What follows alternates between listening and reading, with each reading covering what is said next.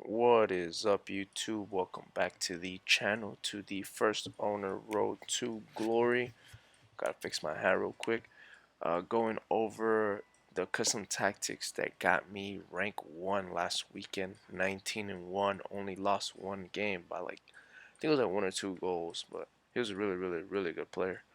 Um, so the custom tactics that I use for that is the 4-3-2-1. Probably the best formation in the whole game. But before I can go straight into that, go ahead and hit that like and that subscribe button because it helps me out and also helps you out as well because then you get to see all the tactics that I post. Um, and my tactics are pretty decent. Pretty decent. But yeah, this is the team I'm going to be playing with for this weekend league unless I pack like Captive Villa or something because I kind of need to upgrade Mendy. I don't know. Let's see. Let's just go straight into the custom tactics. All of those are first owner, by the way, except for the goalie because I needed a good goalie. 4-3-2-1. This formation right here. This is the best formation in the game to attack. So I'm gonna give you guys 2 pros, 1 con with this formation. Okay, pros, very good at attacking, like extremely good at attacking. Let me see if I can fix this light real quick so you guys can see me a little bit. Nope. Is that better? Nope. Okay. Oh well, leave it like that. Very good attacking formation because you have these 3 attacking, then you have your right center mid attacking, and then you have your left back attacking, right? So it creates this overlap on the left back side attacking, so it's very good for cutbacks, very good for counter attacks. It's just a very good attacking formation. And then second really good pro is the fact that let's say they're pressing you and you're trying to get out of a press, you can literally just switch the play from your right back all the way to your left back, and your left back is usually going to be up here next to your left forward by himself, so you can always kind of clear out the ball very easy. Or you got these 3 little midfielders right here that can also do quick little 1-2s to get out of a press. So it's like perfect to get out of a press. The con is if you don't pass the ball correctly with your center backs or your right back, or you don't play fast enough, or you don't pass it back to your goalie to clear out the ball, they can't score on you because it is a more attacking formation. It's not a defensive formation. That's why I try to make it defend in a 4-4-2 to make it a little bit more defensive because it's one of the best attacking formations. But defending, you have to know how to defend, right? So to prevent you from losing the ball in the defense, we're going to go into the tactics and we're going to go over that, right? So it's going to be both for old gen, new gen, right?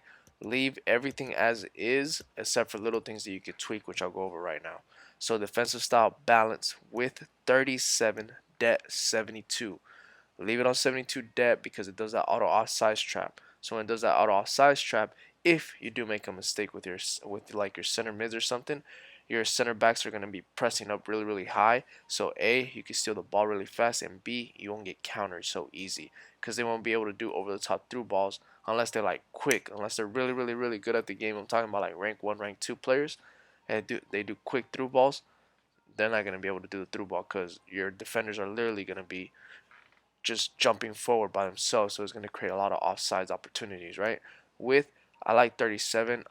I wanted to do in between 35 and 40, but with 37, I feel like it's good enough to where like your center mids can overcompensate for your left back going up as well, and your center backs are kind of together so they don't split apart, so you won't get torn through the middle.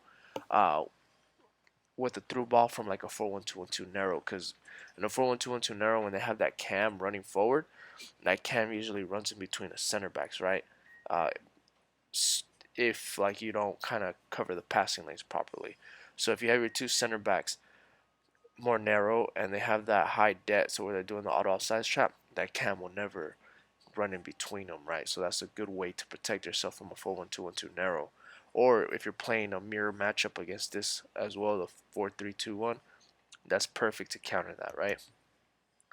Build the play balance, chance creation balance. Unless you're on new gen, if you're on new gen, you can switch this to direct passing. I already have instructions that I kind of overdo the direct passing because direct passing kind of moves your players out of position a lot. But if you're on new gen, you could put direct passing. If you do put direct passing on old gen or on new gen, you can also drop this down. So let's say example old gen. you like direct passing a little bit more, you like to attack, or you like to let the AI make runs for you, then you can drop this debt from 72 all the way to like 65, down to 60 or even 55, no lower than that, right? So from 55 to 65 is where you'll leave direct passing on old gen. If it's anything higher like 66 and above, then just do balance. Unless you're on new gen. On new gen, you could try either or. I like balance, but you could try direct passing as well. Just keep in mind, if you do have direct passing, it's going to move a lot of your players out of position, and you could get caught. You could get caught on a counter attack. Before you decide to put direct passing on there, look at my instructions, and we kind of go from there. Width 55, so not too narrow, a little bit wider than normal. It's just because you have three midfielders, and that way they can kind of separate a little bit, and then your left forward and your right forward kind of make runs outside, inside, at all times, and they don't have to stay central at all times. Players in the box 6, corners and free kicks 1 and 1, because I do not like to get countered on those corners and free kicks. So formation, the players that you should have, get two really, really fast center backs. If you can grind this Maldini, get this Maldini. If you can get like Van Dijk or Koundé or something like that, get them as well. Somebody that's a ball carrier, and somebody that can actually, that's like a tank, like a Koulibaly to steal the ball, because just in case you do get caught on a counter attack, you need one destroyer and one ball carrier. So for me, Maldini is my destroyer and Carvalho is my distributor. So the one that could get the ball distributed to either my right back or one of my center mids and kind of start off the attack, right? So your center backs are very, very important. Right back, it could be a default right back. Anybody's good here. For me, so Mavi. Your left back should be your more meta-oriented left back because he's going to be your attacker. So he's going to be the one that's running up and down up the field, doing the cutbacks, doing like step overs, doing shots, like anything he could do. For me, that's Mendy. It's gold Mendy, so it's like what, 15,000 coins, something like that, 13,000 coins. If he can get the job done, anybody can get the job done. You could do Theo, you could do anybody here, you could do Guerrero, you could do anybody here. As long as they're agile and they have at least a 4-star weak foot, you're good for those cutbacks, right? You're gonna have two center mids. Your two center mids are gonna be your left center mid and your center mid. So try to get one more agile player that can destroy the build-up play. That's more aggressive. It doesn't necessarily have to be a tank because this is a very attacking formation. Just try to get a box to box on both of them. So for me, that's DePaul. But if you do have a tank, then you can put him as your center mid. Your left center mid is also going to be like stay back while attacking, but he's going to be your distributor. So one of the best passers of the ball, the player that can kind of get the ball, distribute, dribble, shoot from far, all that good stuff, like you're a deep line playmaker. For me, that's Zidane. He's a perfect center mid for that role. So I love him there. And then your right center mid is gonna be more of your cam.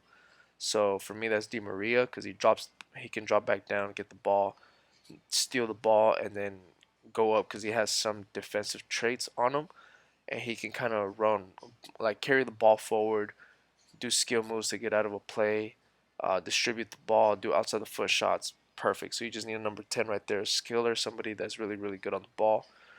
Then your left forward is also going to be your left mid, so he's going to drop down. So you see how these are kind of lined up, kind of like this. They're going to drop down into a 4-4-2. So Di Maria is going to be your right mid, DePaul your right center mid, Sedan your left center mid, and then Politano is going to be your left mid, right? So he's going to be on comeback on defense. So just try to get somebody that's very agile there, somebody that can defend, somebody that can attack. Try to get a left-footed player on that side because he will be open a lot to do those what are they called? The grounded shots. What are they called? The low-driven shots. That's what they're called. So try to get somebody that's left-footed there and that has the outside the foot shot trait. And then you have your two strikers. So on your center striker, try to get somebody that can actually drop down and pick up the ball, that can distribute the ball, that's very, very, very agile, and that can shoot from anywhere. Like Correa is perfect, Ben Yedder will be perfect, Neymar will be perfect. Somebody that's very, very agile with the ball because he's going to play almost like a false 9 striker at most times. So just keep that in mind whenever you're playing. And then if you get Jarzinho as a right striker or somebody that's super fast, super agile, that's really, really good, super meta. For me, that's Jarzinho. You could put Mbappe there. You could put Griezmann there. You could put Ginola there. Anybody there. All right, let's get into the instructions. So, keeper comes for cross the sweeper keeper. Just because I'm playing a really, really high line, so they can actually if I get caught on the offside or on the counter attack, he could actually come out of the 18, out of his line, and kind of try to stop the play, and it works for the most part. Two center backs stay back while attacking. Right back stay back while attacking. That's it.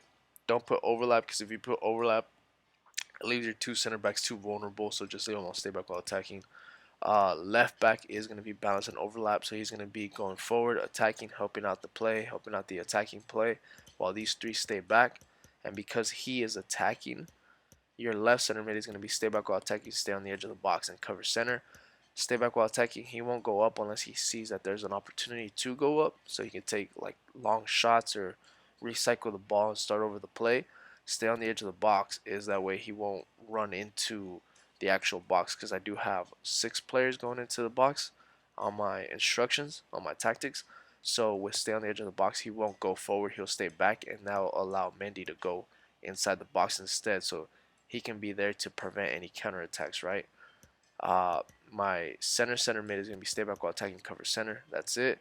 And then my right center mid is going to be get forward, get into the box for cross, and cover wing. The cover wing is what allows him to become the right mid in this formation. So whenever you're defending, he's going to drop all the way to the right mid, and you can start to play from there. He's going to be making those diagonal runs at all times, which really helps out because it confuses your opponent, and he doesn't know where that player is coming from when he can actually dribble the ball or make quick little 1-2s with them, right? Um, so your left forward is going to be on comeback on defense, because he's going to make the left mid side on the defensive shape and get in behind, because whenever he is dropping back to defend, the getting behind is going to make him dart forward extremely fast. So you can do quick little 1-2s with like Sedan and Correa, and send Politano like on the first time through ball. So like let's say example, you steal the ball with Sedan. You do quick little 1-2s with Politano. Politano's making the run. You pass it to Correa, and then Correa just boom sends him over the top through ball, and then Politano will be by himself. Trust me, I'll put some gameplay later on so you guys can see how I play with this formation. But it's a really good formation to attack in. Speaking of striker, Correa's just going to be stay central. That's it. Don't put nothing else on him. The mixed attack allows him to drop deep, pick up the ball, allows him to run inside the box, allows him to do basically anything that he's supposed to do. He'll be at the right place at the right time at all times. You're going to see Politano making runs and Jarzinho making runs, because he has the get in behind, stay forward instruction. You're going to see both of them making runs, and then Correa's just standing there, which is perfect, because then if both of your left forward and right forward are making runs, it's going to push your opponent's defensive line back, and then you got Correa by himself, that he can just dribble through everybody and do a low driven shot, and then boom, because nobody's marking him, because they're marking Politano and Jarzinho, right? So instructions for Jarzinho is going to be getting behind and stay forward. Stay forward because he makes the second striker with Correa, so he'll be the right striker and Correa will be the left striker, if you want to look at it like that. But yeah, those are the custom instructions that got me rank 1 last weekend. 19-1. Hopefully I could do a repeat on that this week. But those are my favorite formation, or that is my favorite formation in the game as of right now. Um, if you are winning like 3-0, 4-0 with that custom tactics, then I do recommend switching into something different. Maybe to like a 4-2-3-1 or like a 5 at the back, something like that. So you can defend a little bit better, because they will be attacking you a lot with that formation. And to get out of a press, you have to be really fast to get out of a press, because if not, they will score on you. So just keep that in mind. But yeah, that's my favorite formation. Hope you guys like it. Hope you guys enjoyed it. Leave a like and subscribe. And yeah, good luck on your weekend league. Peace.